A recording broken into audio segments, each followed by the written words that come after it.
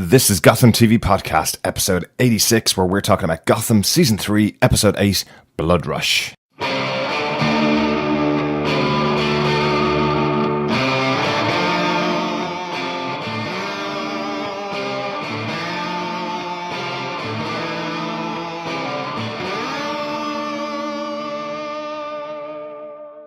I'm David Mazuz, and you're listening to Gotham TV Podcast. This is Drew Powell, and you're listening to Gotham TV Podcast. This is Robin Lord Taylor, and you are listening to Gotham TV Podcast. Did you like our new intro? That is David Mazuz, Robin Lord Taylor, and Drew Powell saying a quick shout out to Gotham TV Podcast. If you missed our interview with David Mazuz, just go to our iTunes account at gothamtvpodcast.com/iTunes. You can hear that interview. We also have our interview with Robin Lord Taylor and Drew Powell, which should be released later on this week. If you want to get those, just again, go over to iTunes at gothamtvpodcast.com/iTunes, or find us on any good or evil podcast catcher just by going to, just by searching for Gotham TV Podcast. I'm just doing a quick intro for this episode, and I'll be back later on with some feedback. We recorded this episode over in London in a hotel room where we were kind of getting close to checkout time. So John isn't joining me for this intro, but he will be on the audio review for this episode. And as I said, I'll be back afterwards with a little bit of feedback that we missed out for episode 7 last week. Back over to London. And yes, this is Gotham TV Podcast live from a hotel room in London. I'm still one of your hosts, Derek. Hi, I'm one of your hosts, John. Yes, we're here at Heroes and Villains Fan Fest in London. Day 2 is upon us, and day 1 has been. And what a great day that was. Loads of panels, the Gotham cast. There were 6 of them up there. Absolutely blasted it. They drew a great crowd there. There was Mila Ventimiglia, That's right, who used to be the Ogre. He joined the cast of Gotham, which was Alfred, Sean Pertwee, the Penguin, Robin Lord Taylor, the Tigress, Jessica Lucas, Butch Gilzean, Drew Powell, and of course Bruce Wayne, David Mazuz. Absolutely, yeah, and hopefully you've heard our interview with David. If you haven't, just go back to the previous episode on our iTunes listing over at gothamtvpodcast.com/iTunes. A great little interview with David. And later on this week, we should have up our interview with Robin Lord Taylor and Drew Powell, who we'll be seeing today. Absolutely, But yeah. with that, I think we should be cracking into our episode, John. What do you think? Yes, episode 8, Blood Rush, where we finally get to see a judge, jury, and executioner. Was that Judge Judy, an executioner? I can't stop thinking about Hot Fuzz when I think of that line. Absolutely, yeah. Yes, this episode was directed by Rob Bailey, who's done about 6 episodes of Gotham so far, and some of our favourites. Johnny did season 1, episode 7, Penguin's Umbrella. He did Knock Knock in season 2, and Look Into My Eyes this season, season 3. Yeah, really good. Loved Penguin's Umbrella. Such a seminal episode for me from season 1. Look Into My Eyes, where we got to see Jervis Tetch for the first time, and what an introduction that was. Yeah, definitely. And this episode was written by Tsai Chun. This is the first episode of Gotham. He has another episode coming up this season, though, episode 18 of Gotham. So it's excited to see what he brings us in that future episode. John, do you want to tell us what they gave us with your synopsis of this episode? Sure. After losing control and killing a criminal, Barnes visits Jervis Tetch at Arkham Asylum and demands to know if the virus can be cured. But Tetch says it's only a matter of time before it takes him over. Barnes begins hearing voices that urge him to kill more criminals. In the meantime, Lee and Mario throw an engagement party where Barnes makes plans to turn himself into police custody as he battles with the virus in his bloodstream. However, his psychosis overpowers him when he learns Dr. Simon, a killer he arrested, has been released thanks to his powerful connections.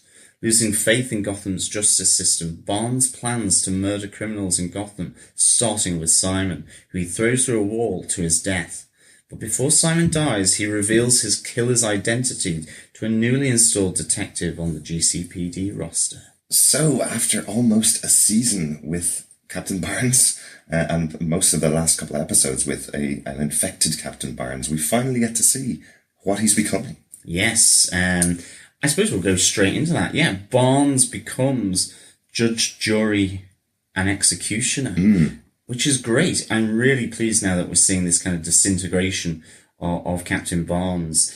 Certainly because, you know, he has been such the kind of straight-laced sort of procedural guy in this show. Certainly, in contrast to Jim Gordon, who's kind of playing hard and fast with all the rules of the book, and obviously becoming then not a vigilante, but a bounty hunter. So it's really good now to see him starting to unwind here, and it's all down to effectively his loss of faith in the rules and the procedures of the GCPD, of the laws in Gotham, which resonates with Jim's view on that some of these things just aren't working, and you've got to kind of take the bull by the horns and do some of these things slightly dirtily to get them done and to bring justice. And here we see now that Barnes is going down that similar line, but seemingly with a more psychopathic and bloody streak to it than Jim Gordon. Yes, I think the blood rushing through his veins, obviously from Alice Tetch, and that drip in the eye is driving him to a little bit more violent nature than he would have had before.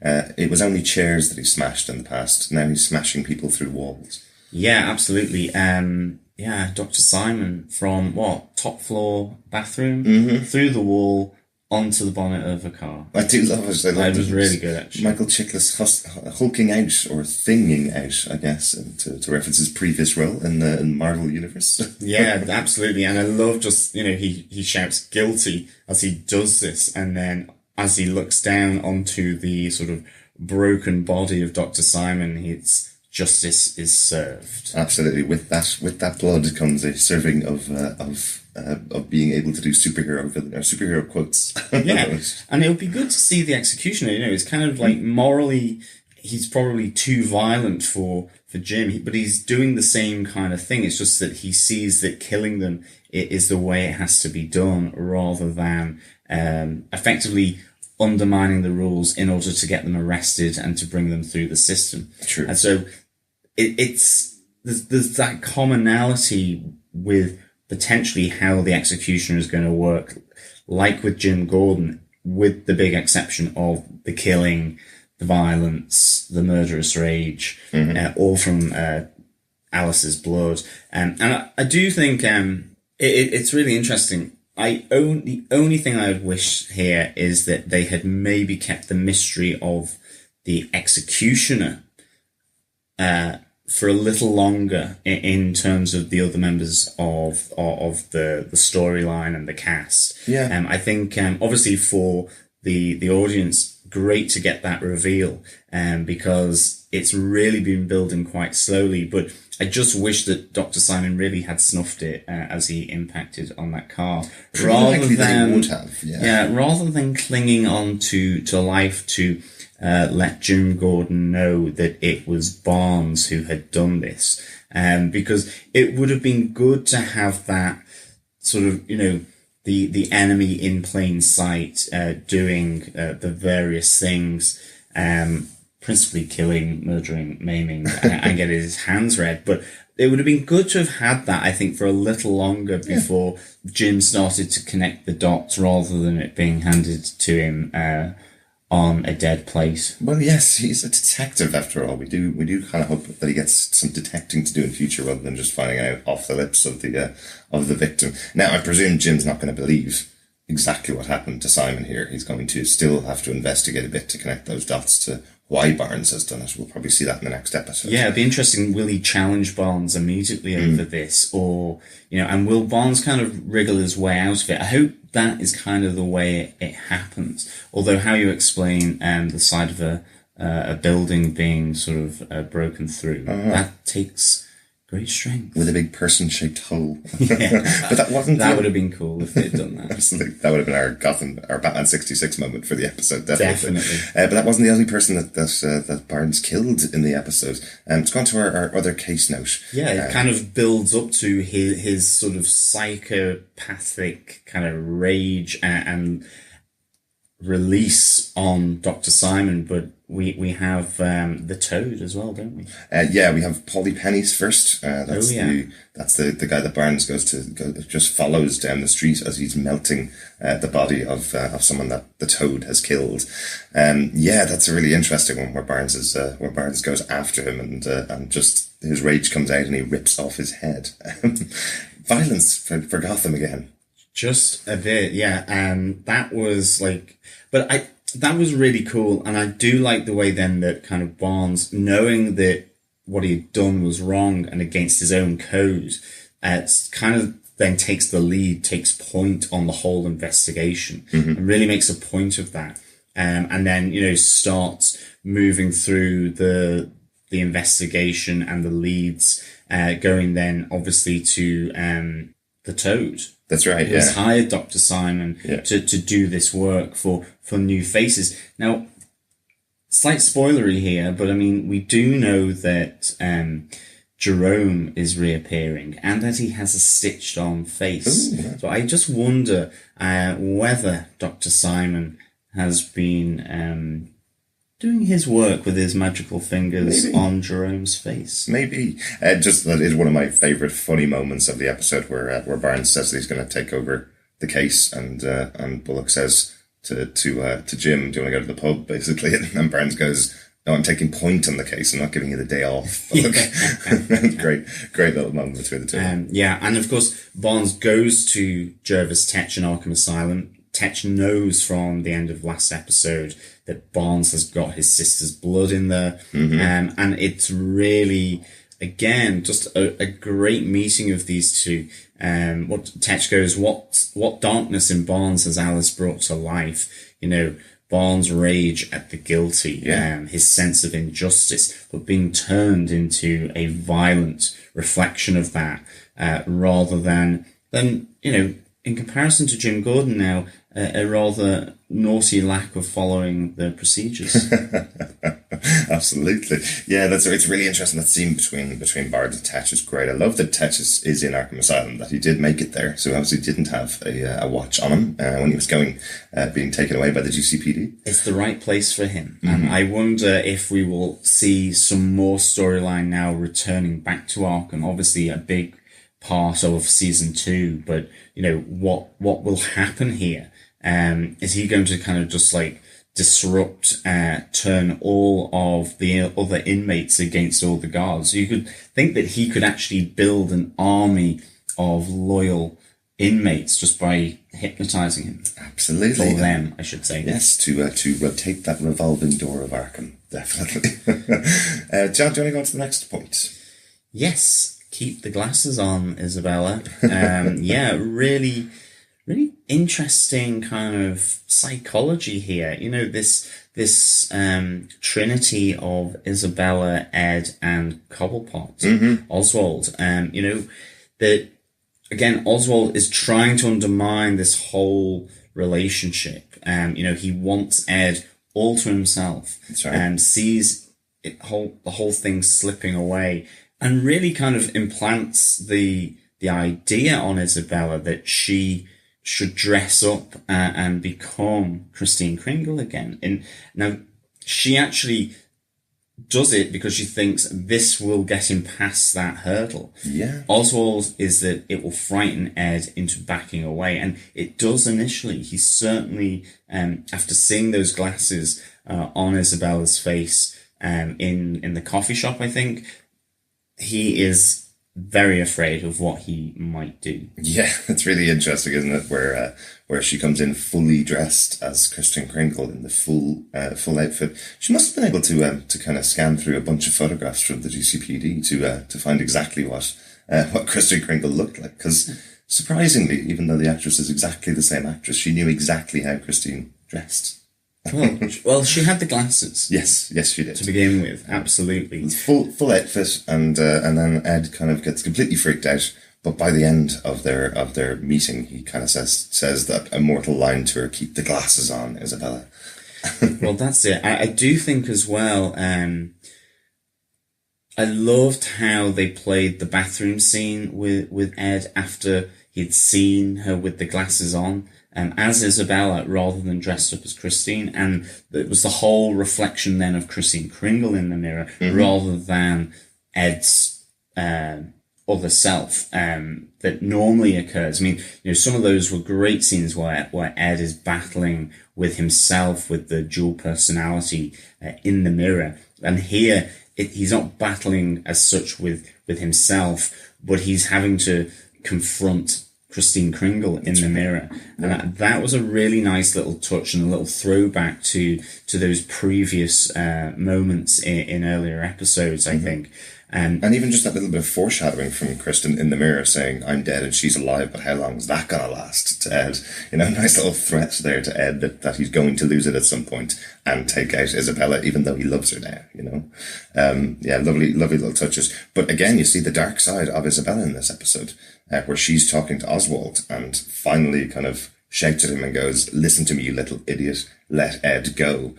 Wasn't really expecting that dark side of Isabella, unless we are right and there's some connection between her and the Court of Owls. Yeah, and obviously Oswald has just recently been introduced, unbeknownst to him, to the head of the court at the moment in Catherine. Yes. From the previous episode at the founding fathers dinner and party. But of course, as always, this challenge to Oswald Cobblepot, this break of his control. He thinks he's controlling her by suggesting that she wears this outfit, that she, he's kind of pressuring her not to go after Ed. And then he's challenged and it completely cuts him. And so he gets Gabe to cut her break. I know. That sounds like a cliffhanger for the episode. I know. I wonder whether she survived. I really hope so. It's kind of, yeah, definitely. No, I'd love to, and we really want to see more of Isabella, definitely. But it's nice to see Gabe back. The other henchman, when Butch Gilzean isn't around and isn't on Oswald's side. So nice that they're bringing Gabe back, the kind of muscle-bound right-hand man for Oswald. But yeah, he's gone off to cut Isabella's brakes. If Ed finds out about this, there's going to be hell to pay between him and Oswald. Well, that's it. I mean, it's one of those things. Either she's going to have been thoroughly smashed through by the 9:25 to Gotham Express, or she will have survived for cutting and rolling out of the driver's seat to safety, or getting through the crossing, the railway crossing, but she will know that it was Oswald. She has to. And there will be some kind of hell to pay. Absolutely. And maybe this is the start of some kind of breakdown between Ed and Oswald. That Oswald is going to lose Ed because of this, either because she's dead or because she turns him against Oswald. And I actually think that turning against Oswald because of Isabella sort of in his ear would actually make for a really great kind of few episodes or a great storyline, I should say, into sort of the demise of this lovely Nick Mogglepot that we've got. Yeah, it would make total sense, wouldn't it, for them to split up over a woman?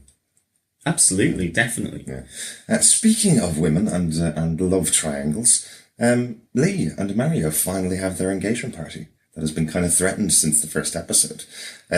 Really good kind of moments in this episode with Lee and Jim finally having the uncomfortable discussion about their relationship.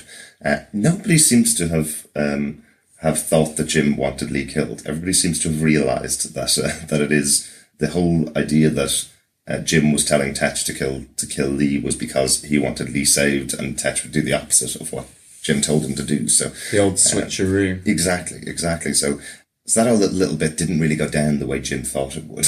Yeah, it unfortunately was maybe too obvious. He didn't hide it well enough. The intention behind his choice of Lee when forced by Tetch to make a choice between Lee and Valerie. But yeah, I mean, it is uncomfortable, and obviously We see Mario give him a pretty hard right hook, which he lets him off. He says, I'll give you that one. So I just wonder, like, it seems fairly fighting talk going on here. And I suspect that this might push Mario to take on his father's work. And we get to see Falcone again, John Doman, arriving here at the engagement party. Great to see him back. It's great that they can get him back for these little scenes and little cameos that he does. Such a great actor. And I love his interaction with Captain Barnes at the party. He's trying to persuade Barnes to kind of almost be in his pocket a bit. Absolutely. And Barnes, obviously with this executioner blood now running through him, is like, this is another sort of nail in the coffin for the system, for Barnes, sort of trying to be blackmailed by the head of the interesting with criminals, a love triangle, previous gossip through the whole Tetch incident, and obviously then the arrival of a psychopathic captain of the GCPD who's about to throw one of the revered guests, highly connected, out of one of the top floor bathrooms. Absolutely. At the worst engagement party ever, but you can't do nice, happy things in Gotham, really, can you? Normally people are just really happy for the engaged couple, but this one seems to turn out into all-out brawls. It's got the future groom punching the former boyfriend, loads going on. Yeah, we even have Babs there. Yes, we do. Which I think was probably an invite mistake. I do. I love it when she comes in and points over and goes, "I'm with that guy. I'm a +1." Or was it that guy? Just because she wanted to get into this party and just have a go at Lee again, where she says, "Don't you miss Jim? Don't you miss the danger that surrounds Jim?" Again, pointing out that Babs is not over Jim at all. She loved the craziness ever since she turned into Crazy Babs. Yeah. Very cool. Very cool. I mean, I can only imagine that Leslie was like, as she turns round and there is Babs going, "What on earth are you doing?" Of all the people in the city, I didn't expect you to be here. Yeah, I would say exes at engagement parties, a good thing. Especially doesn't really work. Especially not your ex-fiance's ex-crazy, ex-crazy fiance. Well, yeah, she did try to kill her. Yeah. On to our final point, I think. Just a short one, really. Jim being fully reinstated at the GCPD.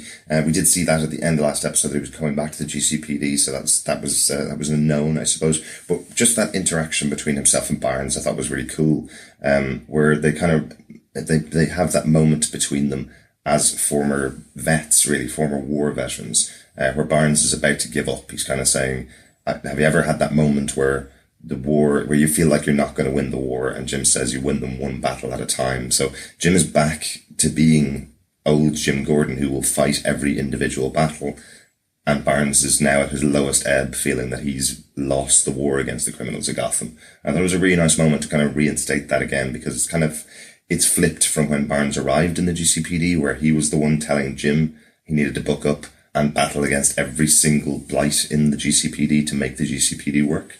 So now that kind of relationship is flipped in this episode.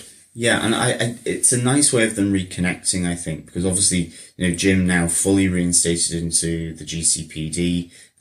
So, the two of them did have massive commonality with being ex-soldiers. That certainly, it started off with them both on the same page, and that relationship disintegrated. Barnes effectively losing respect a bit for Jim because he didn't follow orders. He didn't stay to the rules. And now Barnes, that is crushing Barnes by him losing that control and going outside of the rules, with all the voices in his head and obviously Alice's blood coursing through his veins and coursing at the same time. And changing him up. And this reconnection here in the precinct seems to be it might be one of the last few, truly human interactions that Barnes is going to have. And it's a bit poignant in that sense, because I do think Barnes is just going to gradually lose more and more control of the virus in his blood. I think so. And that final case note also brings us on to our Bullockism of the Week. We have been doing our Bullockism of the Week competition. If you want to enter, all you need to do is just choose your favourite Harvey Bullock quote and email us to feedback@gothamtvpodcast.com, and you could win a Harvey Bullock pop vinyl. The Bullockism of this week is when Jim says to Bullock, "You're not even going to welcome me back to the GCPD," and Bullock says, "If we had a big to-do every time you came back to the GCPD, we'd never catch any bad guys." Nice little moment from Harvey. Really good. Yeah, absolutely. That. You can tell he's really happy to have his best mate back. Yeah, he's loving it. Yeah. Absolutely loving it. Any notes for the episode, John? No, just that we get Judge Bam Bam referred to in this episode. He is back and presumably writing strange arrest warrants all over town. But yeah, we get a little hark back to Judge Bam Bam. Mm-hmm. One that I saw was I saw the Gotham blimp in the background. This was something that featured in the artwork for Gotham right back to the start. But I think I've never actually seen it in the establishing shots. So there's a little bit of CGI to put a Gotham blimp in the background. I always hoped, right back to Balloon Man in episode 3, the one episode I didn't really like, I always hoped that we were going to get some interaction with the blimps of Gotham, because it's such an unusual thing to see in this timeless city that is Gotham. Definitely, yeah. And one final note. I'm just re-recording my final note because I got the number wrong when I recorded it originally. The number that's on Jervis Tetch's outfit in Arkham Asylum I thought was a really cool moment, because the number that's on his shirt is 106, which is out of Alice in Wonderland. The number that's on the hat of the Mad Hatter in Alice in Wonderland is 10/6. So the guys in Gotham used 106 as the number for the outfit in Arkham Asylum. I thought that was a cool little note. Very cool. Very cool. Yeah, nice little touch there. Yeah. So I think that's our top 5 points and notes. John, overall, what do you think of the episode? I thought this was a really, again, strong episode. I think this is really a solid season so far. Really enjoying it. I'm going to, my scoring system is going to refer to the wacky hairdos at the engagement party that looked pretty crazy. They were mental. Yeah, so I'm giving this another solid 4 wacky engagement hairdos out of 5. I thought this was really good. It was great to see Barnes finally turn into the executioner. I know there's potentially a costume coming down the line, which looks heavy on eyeliner, but I really do like his deterioration. But I think what makes it really nice seeing this sort of character arc and development is particularly him reconnecting with Jim, and that kind of, it does feel like a final moment between these two before Jim effectively is forced to go after Barnes as a murderer, after finding out from Dr. Simon. I mean, having said that, I do kind of wish maybe that Dr. Simon hadn't, in his last dying breath, whispered Barnes to Jim Gordon. Yeah. I wish that maybe a little bit more of that mystery of who the identity of this guy was, could have persisted a bit longer. The engagement party, amazing for its craziness. And I think as well, they're really keeping all these kind of relationships that are in effect in trouble at the moment due to, whether it is Oswald trying to disrupt Isabella and Ed's blossoming romance, or Lee Tompkins and Mario and Jim and that sort of awkwardness that still persists. I'm really enjoying that. I think it's really good, and I think it's a jumping point to some really good episodes coming up as well in terms of how all these things are resolved, especially given that, it ends on a great cliffhanger with Isabella careering downhill with no brakes towards a rail crossing, as I say, as the 9:45 Gotham Express starts to whiz through. So we'll see if she survives. I hope so. Absolutely. I really do. Absolutely. Yeah, definitely another good episode. And so future Derek will be introducing feedback here. So I assume in my powers of deduction that is what he'll say. He'll say something like, "And now on to our feedback, future Derek." Yes, I will. And John will be back with me next week on episode 9, The Executioner, which will be out on Wednesday, the 7th of June. Yeah, please send in any Bullockisms of the week from this season or any season. anything that you really enjoy, one of his little quotes, and you're in with a chance to be drawn from a prize draw for a Harvey Bullock vinyl pop. And of course, subscribe to the podcast through gothamtvpodcast.com/iTunes, or search Gotham TV Podcast on any other good podcast catcher. We will be interviewing Robin Lord Taylor and Drew Powell this afternoon at Heroes and Villains Fan Fest, day 2. So that should be out later in the week. Absolutely. As always, thank you for listening. Bye. Back to Future Derek. Well, that's it. That's our review of Gotham Season 3, Episode 8, Blood Rush. Hope you enjoyed that. Just wanted to come back in with a little bit of feedback that we missed out on last week's episode, Episode 7, Red Queen. This feedback came in for Claire Payne, who we got to meet also at London Hero Villains Fan Fest. Really good meeting Claire while we were over there as well. And she starts her feedback with, I really enjoyed this episode of Gotham. I was so intrigued to know what the Red Queen was. Turns out to be a very powerful hallucinogenic distributed by the evil, creepy genius Jervis Tetch. Jim, being its victim, takes Jim on a trippy journey of some incredibly interesting layers. I'll be honest, I didn't understand all of the hallucinations, but it leads to Jim's fears since Valerie, Leslie and Harvey all told him that's his problem. Another great scene was when Harvey told Jim to back off and let the GCPD solve the disappearance of Alice Tetch's corpse.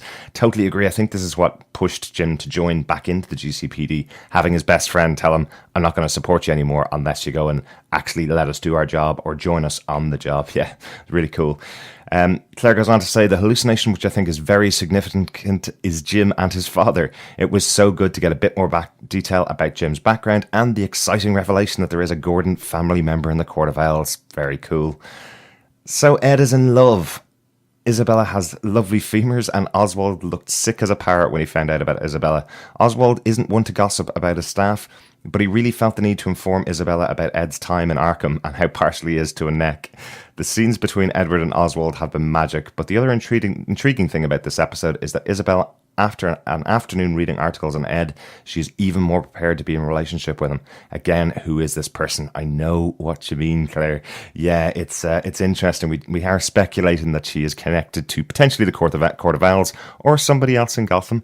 It does seem really unusual that she would be so accepting of this version of Oswald. Definitely.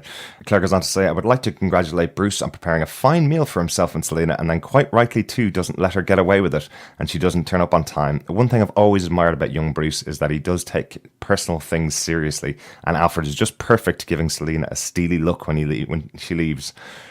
The scene that really stood out for me is when Jarvis sees Barnes at the Founders' Dinner. Is that my dear sister I see? Absolutely brilliant. He is beyond crazy, and the gradual change in Barnes is very good, and I'm looking forward to seeing what parts of his personality the virus enhances.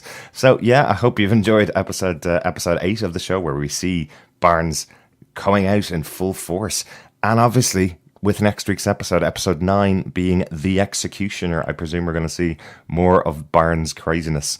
Thanks so much for your feedback, Claire. If you want to send in some feedback to us, just email us at feedback@gothamtvpodcast.com, or you can go over to our Facebook group at facebook.com/groups/gothamtvpodcast. Hope you've enjoyed the podcast. Make sure you're subscribed so you can get our interview with Robin Lord Taylor and Drew Powell coming up probably tomorrow, the Thursday, the 1st of June.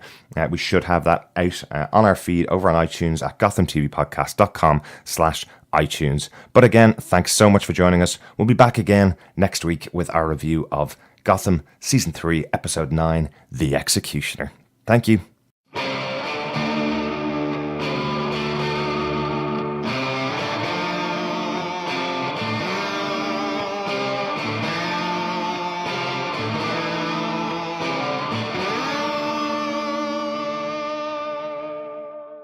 I'm David Mazuz, and you're listening to Gotham TV Podcast. This is Drew Powell, and you're listening to Gotham TV Podcast. This is Robin Lord Taylor, and you are listening to Gotham TV Podcast.